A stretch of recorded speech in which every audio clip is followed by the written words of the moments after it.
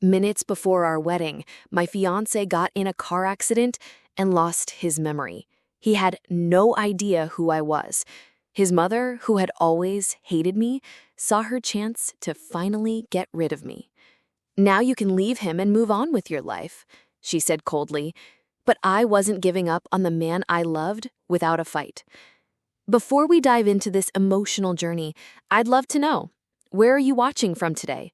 Drop your city in the comments below, and be sure to subscribe for more incredible stories every day. Now, let's head back to what should have been the happiest day of my life.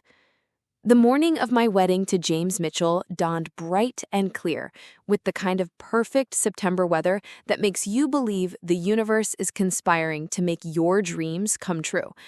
I stood in the bridal suite at the Fairmont Hotel, surrounded by my bridesmaids, wearing the dress I had dreamed about since I was a little girl. A simple but elegant A-line gown with delicate lace sleeves that had belonged to my grandmother.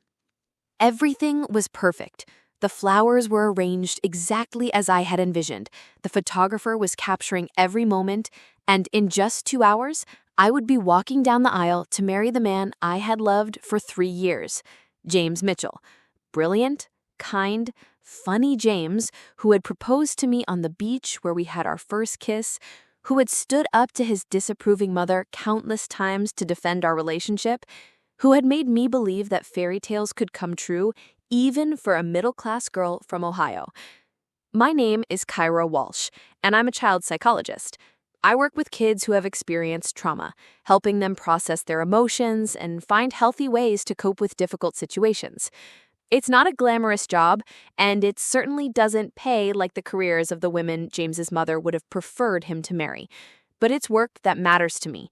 It's work that makes a difference. James is a corporate attorney at one of Chicago's most prestigious law firms, the kind of place where partnerships are inherited along with trust funds and social club memberships. His family has money, old money, the kind that comes with expectations and social obligations that I was still learning to navigate. Margaret Mitchell had made it clear from the moment James first brought me home that I was not what she had in mind for her only son. She was polite, of course. Margaret was far too well-bred to be openly rude, but her disapproval was as subtle and persistent as a paper cut. She would introduce me to her friends as James's little girlfriend who works with children, emphasizing the word little in a way that made it clear she found both my profession and my social status inadequate. "Darling," she would say to James when she thought I couldn't hear, "surely you want someone who can be a true partner in your career, someone who understands the demands of your world." But James had never wavered in his support of me. "Mom," he would say firmly, "Kyra is the smartest, most kind, most incredible woman I've ever met. If you can't see that, it's your loss, not mine." That's the kind of man James was: loyal, principled, willing to stand up for what he believed in, even when it meant disappointing the people he loved. It was one of the many reasons I had fallen so completely in love with him. As I put on my earrings, simple pearls that had been my mother's, my maid of honor, Lisa, checked her phone and frowned. She said, "That's weird. James was supposed to text when he left his apartment, but I haven't heard from him." I felt a small flutter of anxiety, but pushed it away. James was probably just running a few minutes behind, or maybe he had forgotten to charge his phone. He would be there. He had to be there. 20 minutes later, as we were preparing to leave for the church, Lisa's phone rang. She answered it, and I watched her face go white. "What?" she said into the phone. "What do you mean? Is he okay?" My heart stopped. I knew, with the terrible certainty that comes in moments of crisis, that something was very wrong. Lisa hung up and turned to me, her eyes filled with tears. "Kyra," she said gently, "there's been an accident. James was in a car accident on his way to the church. He's alive, but he's hurt. They've taken him to Northwestern Memorial." The world seemed to tilt and spin around me. The beautiful morning, the perfect dress, the carefully planned ceremony, all of it became meaningless in an instant. The only thing that mattered was getting to James. "How bad?" I asked, my voice barely above a whisper. "I don't know," Lisa said, "but we need to go. Now." The drive to the hospital was a blur of wedding dress and panic. I sat in the back of Lisa's car, still in my gown, my veil trailing behind me like a ghost of the day that should have been. My bridesmaids had insisted on coming with me, and we must have looked like the world's most tragic parade as we rushed through the hospital doors. The emergency room was chaos. Doctors and nurses rushing between rooms, the constant beeping of monitors, the smell of antiseptic and fear.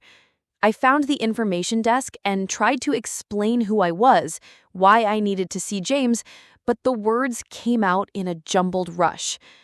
"I'm his fiancé. We were supposed to get married today. Please, I need to see him." The nurse looked at me with sympathy, taking in my wedding dress and obvious distress. "She's let me check on his status," she said gently. "What's the patient's name?" "James Mitchell. He was in a car accident this morning." She typed into her computer and I watched her expression change. "I'm going to get the doctor," she said gently. "Please have a seat." The next few minutes felt like hours. Finally, a doctor in scrubs approached us, his expression serious but not hopeless. "Are you here for James Mitchell?" he asked.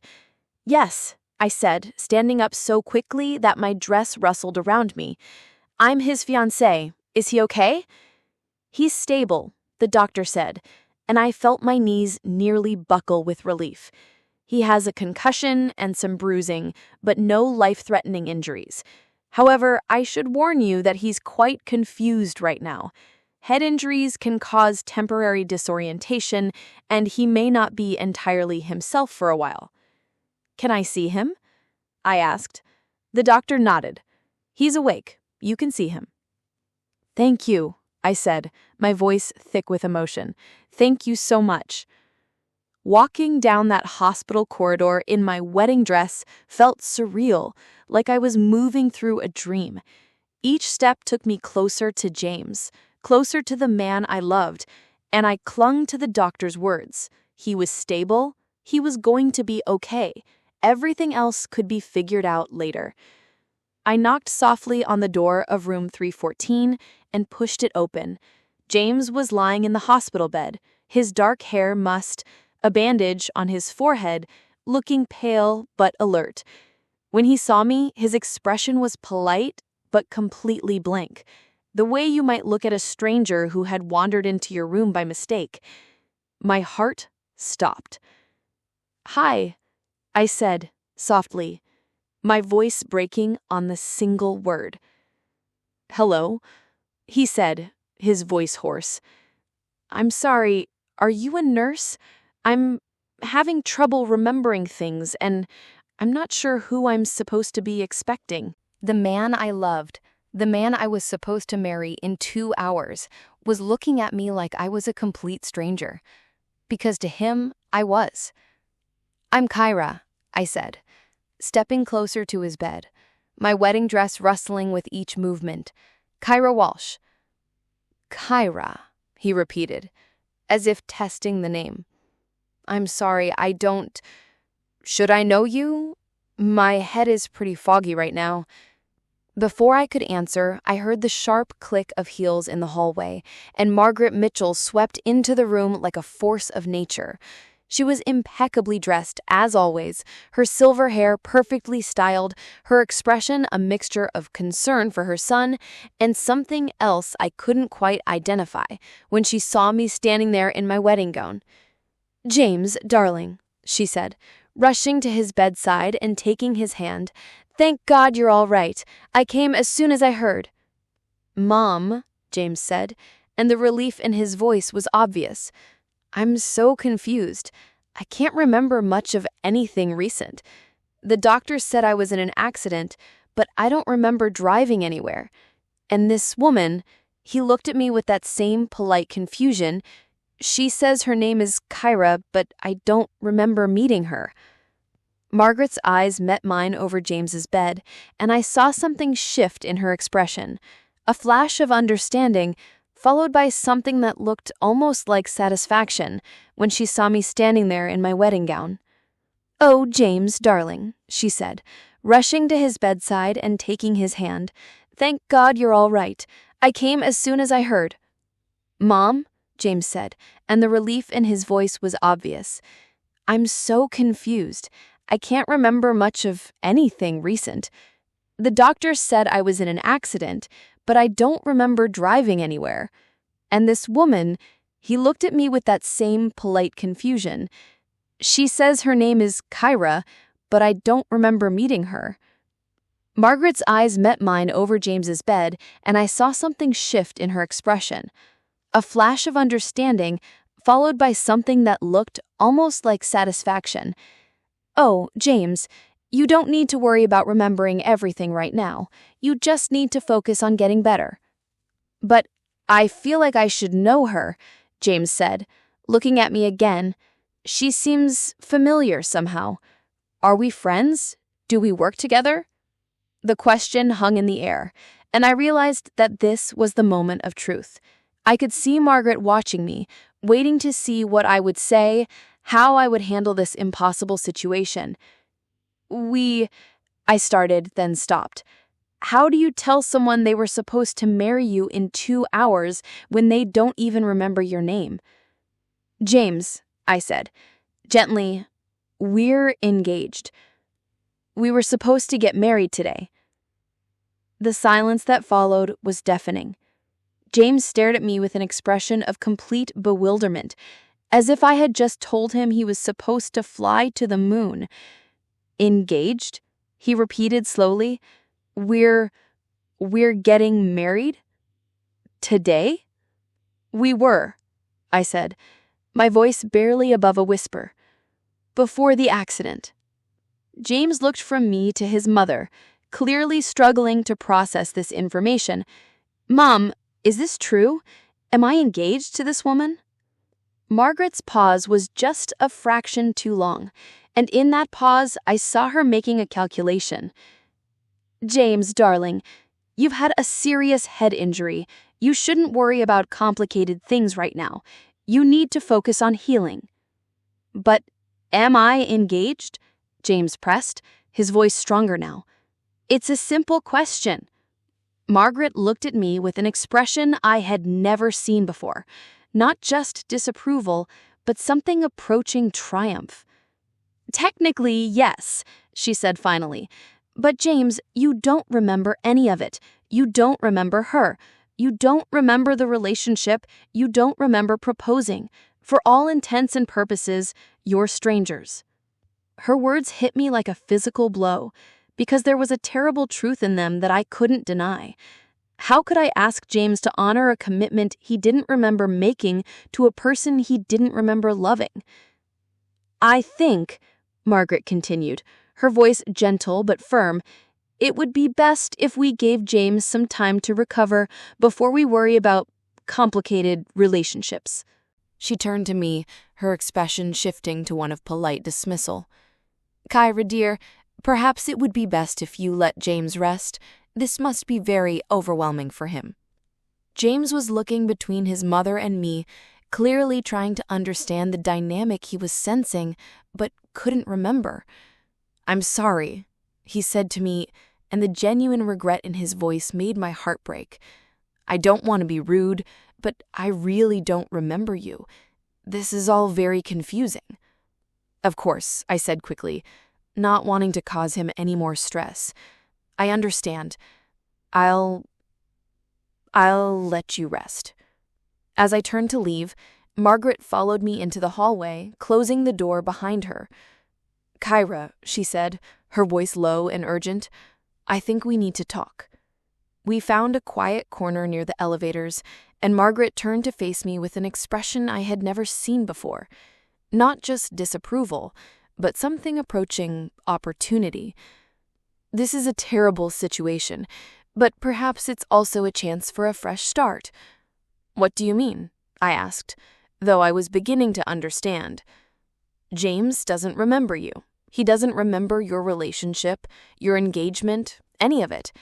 This could be a chance for both of you to move on, a chance for you to find someone more compatible with your background, and a chance for James to recover without the pressure of a relationship he can't recall. You want me to abandon him? I said, the words tasting bitter in my mouth. I want you to be realistic, Margaret said. James is going to need months, possibly years of recovery. He's going to need to rebuild his life, his relationships, his sense of self. Do you really think it's fair to burden him with a commitment he doesn't remember making? An engagement he can't recall? He loves me, I said desperately. Even if he doesn't remember, that has to count for something. Margaret's smile was cold. Does it? Because from where I'm standing, it looks like you're a stranger in a wedding dress trying to convince an injured man that he owes you something he doesn't remember promising. Her words hit me like a slap, because there was a grain of truth in them that I couldn't deny. How could I ask James to honor a commitment he didn't remember making to a person he didn't remember loving? Think about it, Kyra, Margaret continued, her voice softer now that she thought she was winning. You're young, you have your whole life ahead of you.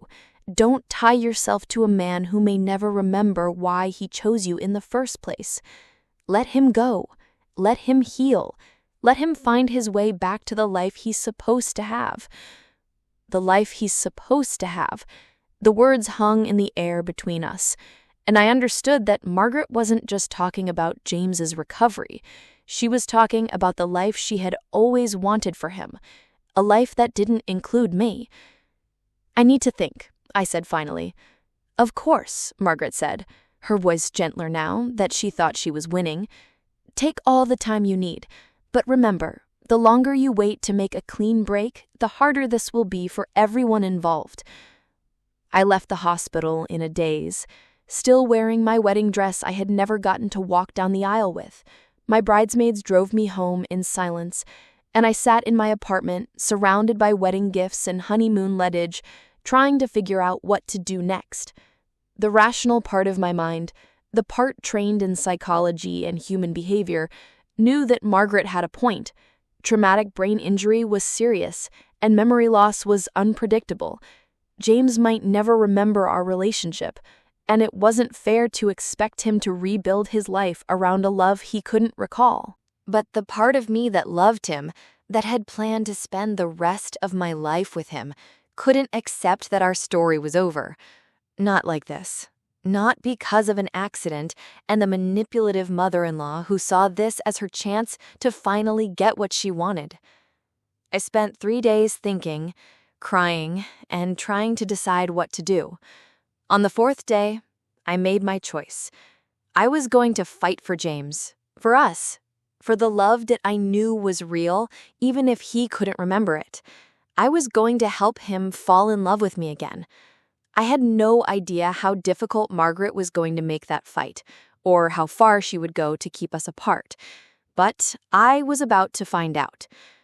When I returned to the hospital, I was dressed simply in jeans and a sweater, carrying a small photo album I had put together of our relationship. I had spent hours selecting pictures that told the story of our love.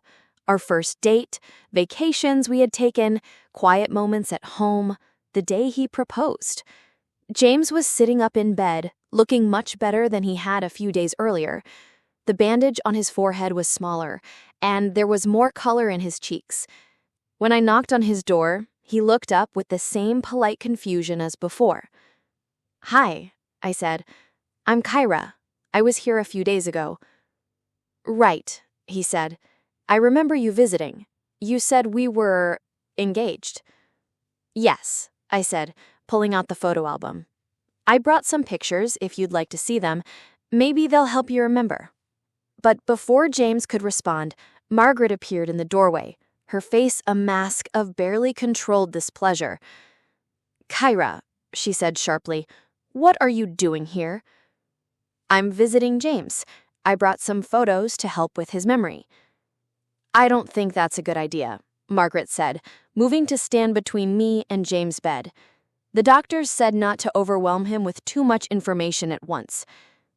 "Actually," James said, his voice stronger than I had heard it since the accident. "I'd like to see the pictures. Maybe they'll help me understand what I'm missing." Margaret's jaw tightened, but she couldn't argue with James's direct request. I sat down in the chair next to his bed and opened the album to the first page. A picture of us at a coffee shop on our first date, both of us laughing at something I couldn't remember, but that had clearly been hilarious at the time. This was our first date. 3 years ago. You spilled coffee on your shirt and were so embarrassed, but I thought it was charming. James studied the photo intently, and I watched his face for any sign of recognition. There was something there. Not memory, exactly, but a kind of curiosity, as if he was looking at a puzzle he wanted to solve. "I look happy," he said finally. "You were," I said. We both were. I turned the page to show him more pictures. Us at a baseball game, hiking in the mountains, cooking dinner together in his apartment. With each photo, I told him the story, trying to paint a picture of the relationship we had built together. "This was last Christmas," I said, showing him a picture of us in front of a Christmas tree, both wearing ridiculous holiday sweaters. "You insisted we had to wear matching sweaters for the photo, even though you said they were the ugliest things you'd ever seen." For the first time since the accident, James smiled, a real smile, not just politeness. "They are pretty ugly," he said. "The ugliest," I agreed, and for a moment it felt almost normal. But Margaret had been watching our interaction with growing alarm, and she chose that moment to intervene. "James, darling," she said, "you look tired. Perhaps Kyra should let you rest now." "I'm fine, Mom," James said, not taking his eyes off the photo album. "This is interesting. It's like looking at someone else's life, but somehow it feels familiar." "That's just because Kyra is telling you stories," Margaret said quickly. "Anyone could create a narrative around random photographs." I felt my temper flare, but I forced myself to stay calm. Getting into an argument with Margaret in front of James wouldn't help anyone. "These aren't random photographs," I said quietly. "They're our life together, James. 3 years of memories, of building something beautiful together." James looked up at me, and for a moment I thought I saw something flicker in his eyes, not memory, but recognition of something deeper. "Can I keep these? To look at later?" "Of course," I said, closing the album and placing it on his bedside table. "Take all the time you need." Margaret's expression darkened. "James, I really think—" "James," James said, his voice firm despite his weakened state, "I appreciate your concern, but I need to figure this out for myself. If I was engaged to Kyra, if we were planning to get married, then I need to understand what that meant." After I left the hospital that day, I felt a small spark of hope. James might not remember me, but he was curious about our relationship, interested in learning about the life he had forgotten. That was something I could work with.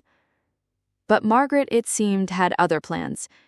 Over the next few weeks, as James recovered and was eventually discharged from the hospital, I found my access to him increasingly limited. Margaret had moved him into the family's guest house, claiming he needed a quiet place to recover. When I called, she would answer and tell me he was sleeping, or with his doctor, or not feeling up to visitors. "He's very fragile right now.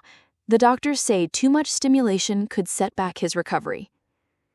When I did manage to see James, it was always with Margaret present, hovering nearby like a protective hawk. She would steer conversations away from our past relationship toward safer topics, his work, current events, anything that didn't involve me. But the most insidious part of Margaret's campaign was what she was telling James when I wasn't there. I began to piece this together from the things he would say during our brief, supervised visits. My mother mentioned that our relationship was complicated. She said there were problems, that maybe the accident was a blessing in disguise. "What kind of problems?" I asked, my heart sinking. "I don't know. She said you were possessive, that you had trouble accepting that we came from different worlds." I felt like I'd been punched in the stomach. Margaret was rewriting our history, painting me as the clingy, inappropriate girlfriend who had never really fit into James's life. "James," I said carefully, "do you remember feeling that way about me? When you look at those photos, do I seem possessive to you?" He was quiet for a long moment, studying my face. "No," he said finally. "You seem happy. We both do. But I don't remember, so I have to trust what people tell me." "You don't have to trust anyone. You can form your own opinions." But Margaret had chosen that moment to return with tea, effectively ending our conversation. The situation became even more difficult when Margaret began introducing James to other women, daughters of her friends, colleagues from his law firm, anyone she deemed more suitable than me. "James, you remember Vivian Ashworth, don't you?" she said one day when I arrived for a visit to find a beautiful blonde woman sitting in the living room. "You two dated in law school." Vivian was everything I wasn't. Tall, elegant, from a wealthy family, with a law degree from Harvard and a trust fund that could probably buy a small country. She was also, I had to admit, genuinely nice, which made it harder to dislike her. "It's so good to see you, James," Vivian said, her voice warm and concerned. "I was so worried when I heard about the accident." "Thank you," James said politely. "I'm sorry, but I don't really remember much from law school." "That's all right," Vivian said with a gentle smile. "We can make new memories." I watched this interaction with growing dread, seeing how easily Vivian fit into James's world, how naturally she conversed with Margaret, how comfortable she seemed in the elegant surroundings of the Mitchell family home.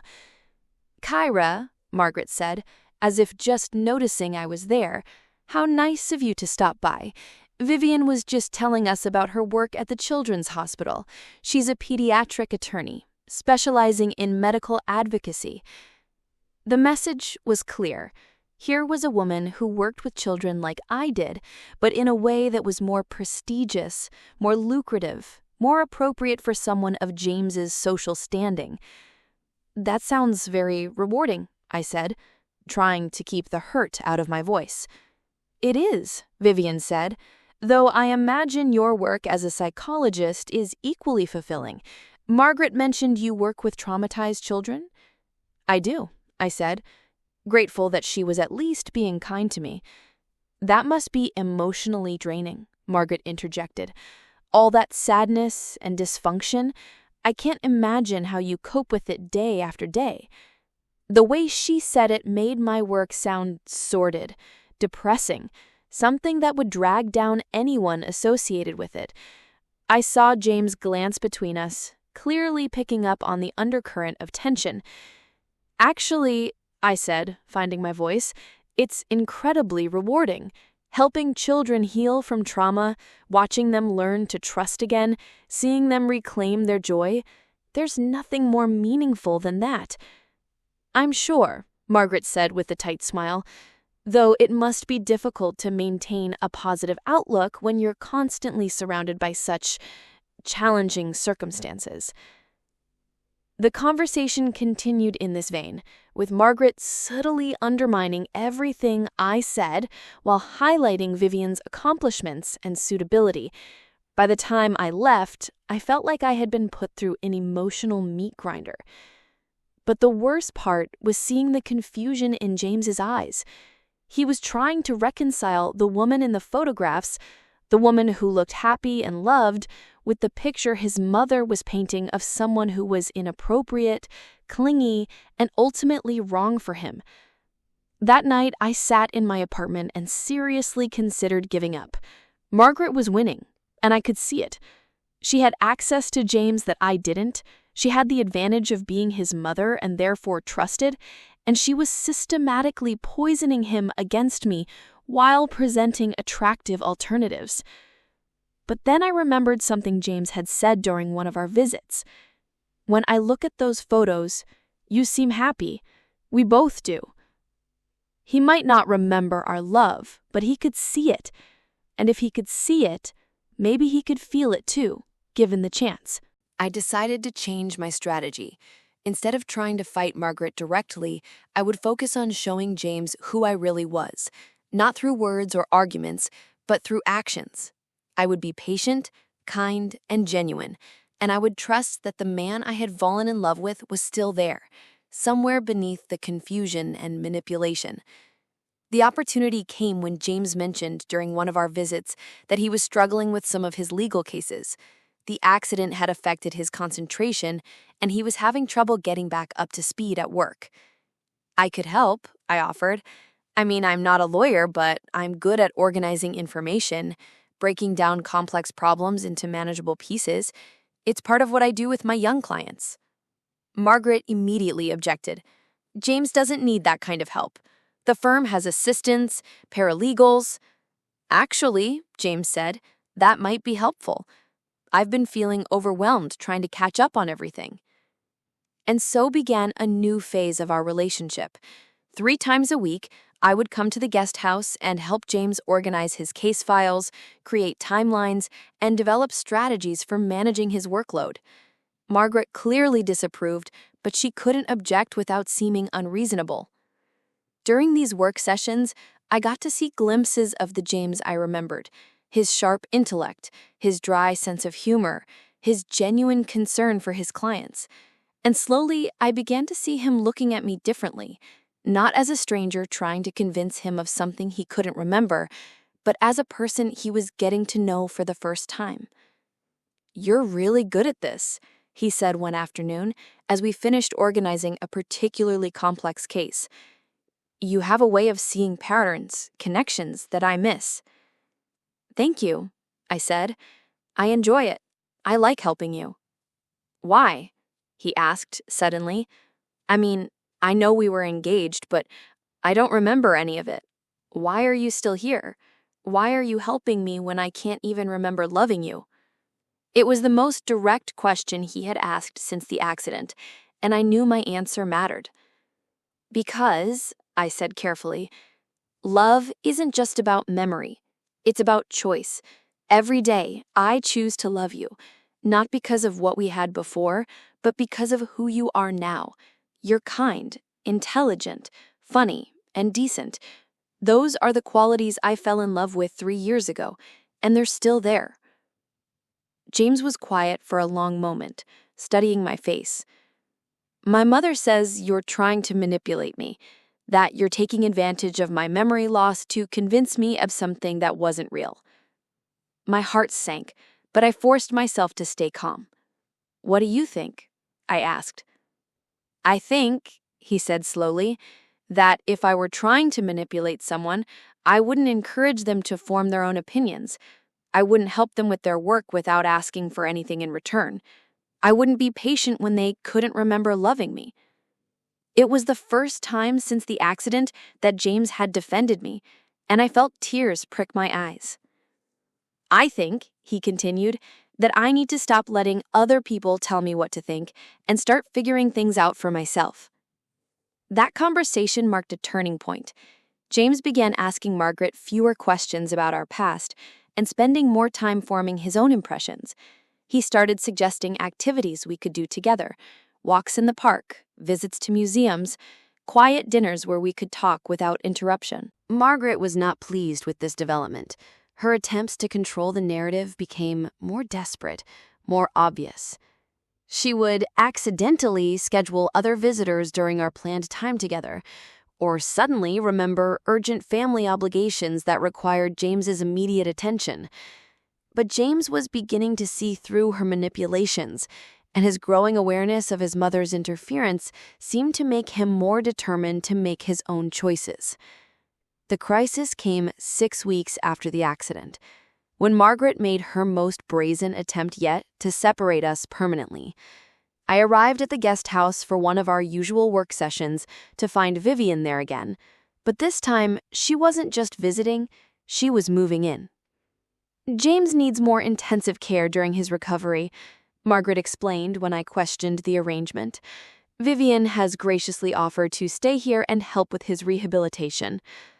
"What kind of rehabilitation?" I asked, though I suspected I already knew the answer. Cognitive therapy, memory exercises, social reintegration, Margaret said smoothly. Vivian has experience with brain injury cases through her legal work. It was a clever move. Margaret had found a way to have a beautiful, accomplished woman living in the same house as James, caring for him, spending time with him, all under the guise of medical necessity. "I don't think this is appropriate," I said, trying to keep my voice level. "I'm sorry you feel that way, but James's health is our priority. If you're truly concerned about his well-being, you'll support whatever helps him recover." James, who had been listening to this exchange with growing discomfort, finally spoke up. "Mom, I appreciate Vivian's offer to help, but I don't think I need someone living here. I'm managing fine on my own." "Nonsense," Margaret said. "You're still recovering. You need support." "I have support," James said, looking at me. "Kyra has been helping me and it's been working well."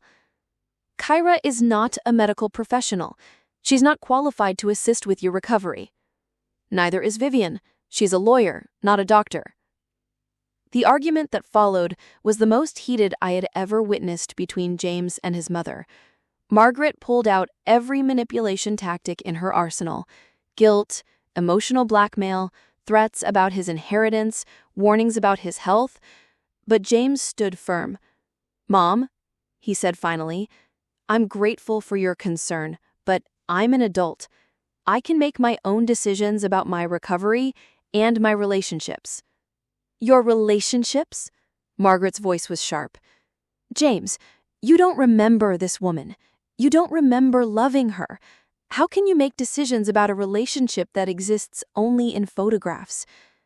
"Because," James said, and his voice was stronger than I had heard it since before the accident, "I'm falling in love with her again." The words hung in the air like a thunderclap. Margaret went white, Vivian looked embarrassed, and I felt my heart stop. "What did you say?"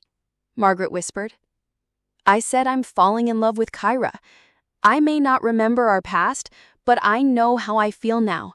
She's kind, intelligent, patient, and genuine. She helps me without asking for anything in return.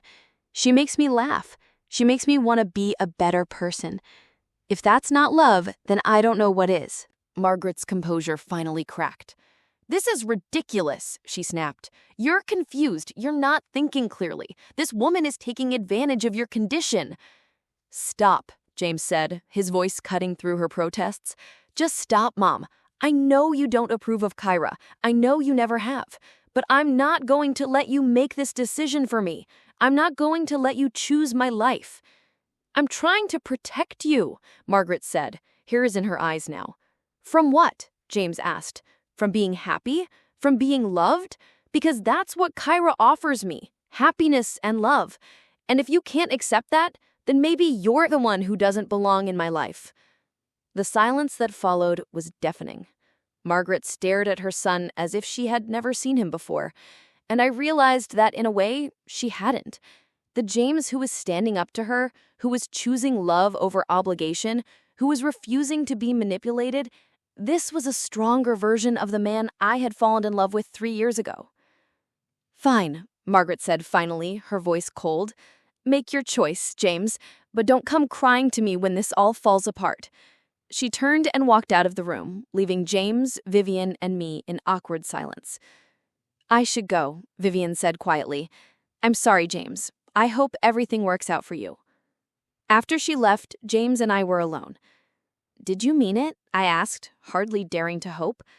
"Every word," James said, moving closer to me. "I may not remember falling in love with you the first time, but I know I'm falling in love with you now.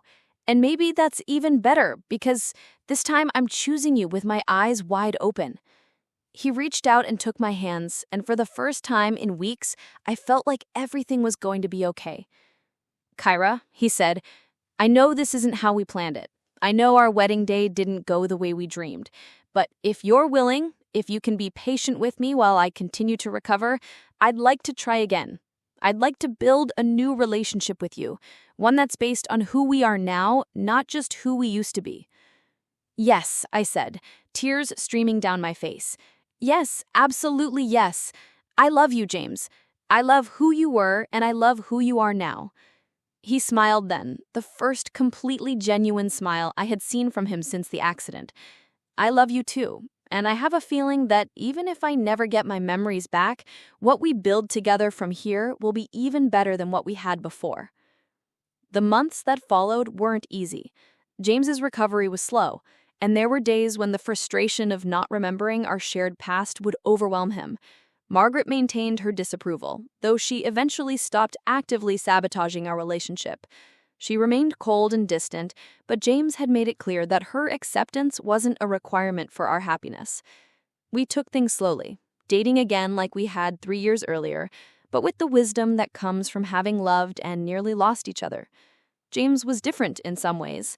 More assertive, more willing to stand up for what he believed in, less concerned with pleasing everyone around him. The accident had changed him, but in many ways it had changed him for the better. 6 months after the accident, James proposed to me again, not because he remembered our previous engagement, but because he had fallen in love with me all over again and wanted to spend his life with me. "I know we were supposed to get married once before, but I want to ask you again, as the man I am now, loving the woman you are now. Kyra Walsh, will you marry me?" "Yes," I said through my tears. "Yes, absolutely yes." Our wedding, when it finally happened 8 months later, was small and intimate. Just close friends and family who supported our relationship. Margaret attended, though she sat in the back and left immediately after the ceremony. But James's father, who had been traveling during the accident and its aftermath, was there, and he welcomed me warmly into the family. "I'm sorry about Margaret," he said during the reception. "She means well, but she's always had trouble letting James make his own choices. I think what you two have is beautiful." As James and I danced our first dance as husband and wife, I thought about the journey that had brought us to this moment. It hadn't been the fairy tale wedding I had originally planned, but it was something better. A love story that had survived amnesia, manipulation, and doubt to emerge stronger than before. "Do you ever regret it?" James asked as we swayed to the music. "Not getting the wedding you originally planned? Not marrying the man who remembered loving you?" "Never," I said, looking into his eyes. "I fell in love with you twice, James. How many people can say that? And this time, I know you're choosing me not because of obligation or memory, but because of who we are together right now." "I have something to tell you," James said, his voice soft. "Something I haven't told anyone." "What?" "I've been getting some memories back. Not everything, but pieces, fragments of our time together. And you know what? Every memory that comes back just confirms what I already know, that loving you is the best decision I've ever made." I felt tears spring to my eyes. "Really?" "Really," he said. "I remember our first kiss. I remember the day I knew I wanted to marry you. I remember thinking that you were the most beautiful woman I'd ever seen, inside and out." "Why didn't you tell me?" "Because I wanted you to know that even without those memories, even if they never came back, I would still choose you. Every day, for the rest of my life, I would still choose you." As we continued to dance, surrounded by the people who loved us, I realized that Margaret had been wrong about so many things. She had thought that without his memories, James wouldn't love me. She had thought that given the choice, he would pick someone more suitable. She had thought that our love was fragile, dependent on shared history and social compatibility. But love, real love, isn't about memory or social status or family approval. It's about choice, about seeing someone clearly and deciding to build a life with them anyway. It's about standing up for each other when the world tries to tear you apart. It's about falling in love not just once, but over and over again every day. James had lost his memory, but he hadn't lost his heart, and his heart, it turned out, still belonged to me. A year later, Margaret finally came around.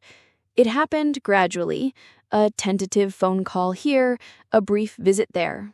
She never apologized directly for her behavior during James's recovery, but she began to make an effort to include me in family events, to ask about my work, to treat me like the daughter-in-law I had always been meant to be. I think she's finally realized that I'm not going anywhere, I told James, after a particularly pleasant family dinner.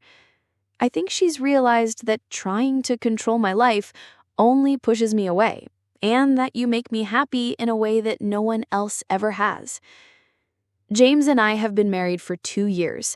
His memory has continued to improve, though there are still gaps that may never be filled. But it doesn't matter because we've created new memories, better memories, built on a foundation of choice rather than chance. We've learned that love isn't about remembering the past. It's about choosing each other in the present and building a future together. We've learned that the strongest relationships are the ones that can survive the worst circumstances and emerge not just intact, but improved.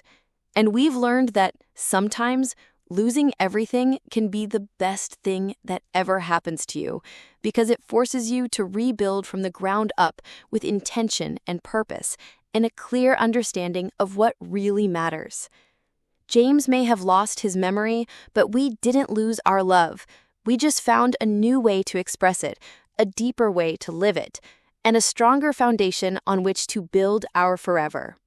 What an absolutely beautiful story about the power of true love to overcome any obstacle.